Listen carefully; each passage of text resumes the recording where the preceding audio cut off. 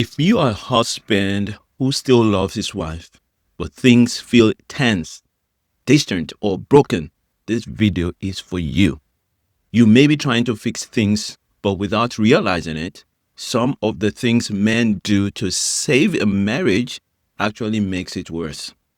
Let's talk about the 7 biggest mistakes husbands make when trying to save their marriage and what works instead. Mistake number 1, trying to fix the marriage without fixing yourself.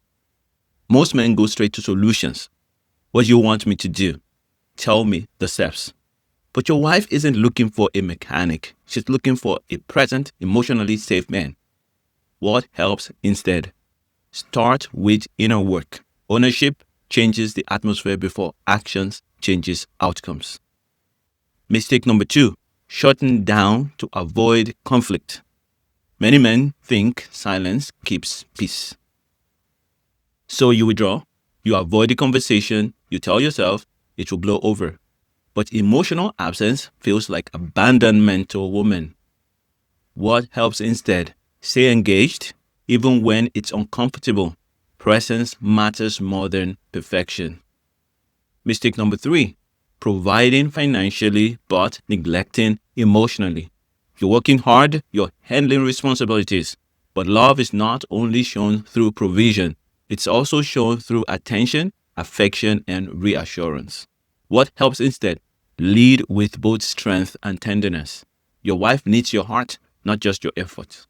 Mistake number 4, praying without taking action. This is a big one for faith-based men. You pray, God, fix my marriage. God, change my wife's heart. But prayer without humility, skill, and behavioral change keeps men spiritually stuck. Faith doesn't replace obedience, it activates it. What helps instead? Pray and learn how to listen.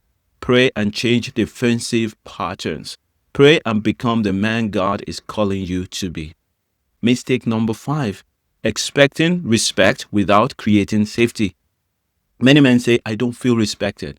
But respect grows where a woman feels emotionally safe, heard, and valued. Authority without connection breeds resistance. What helps instead? Lead in love first.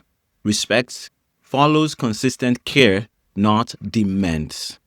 Mistake number 6, doing nice things instead of building trust.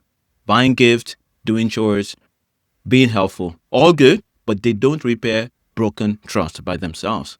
Trust is rebuilt through consistency, follow through, and humility over time.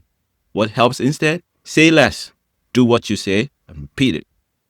Mistake number 7, waiting for your wife to change before you lead. I'll open up when she does. I'll pursue when she softens. I'll try once she tries. That's not leadership, that's negotiation. What helps instead? Lead first, love first, grow first. A changed man often reawakens hope in a hurting marriage. If this video hits close to home, hear this. It's not too late. You're not disqualified. Growth is still possible.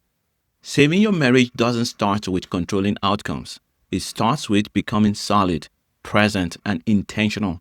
If this helped you, share it with a brother who needs to hear it. And if you are ready to stop drifting and start leading with clarity, faith, and strength, stay connected. There is a better way forward.